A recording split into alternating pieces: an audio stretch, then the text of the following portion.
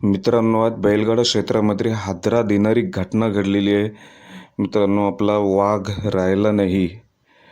कमी वेळातच बैलगाडा क्षेत्रावर अधिराज्य गाजवणारा असं रणजित निंबाळकर सर मित्रांनो देवाघरी गेलेले आहेत. खूप वाईट झाले.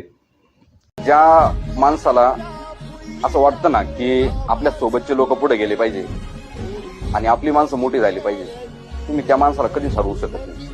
किती प्रयत्न करा तुम्ही, किती खालून दगड येऊ द्या, तुम्ही त्या माणसाला संपू शकत नाही. खूप वाईट वाटतोय. आम्ही आता बैलगाडा क्षेत्रामध्ये तुमचे फॅन होतो आणि पोरके झालेले आहोत. काहीच कलेना झाले. रात्रभर झोप नाही लागली.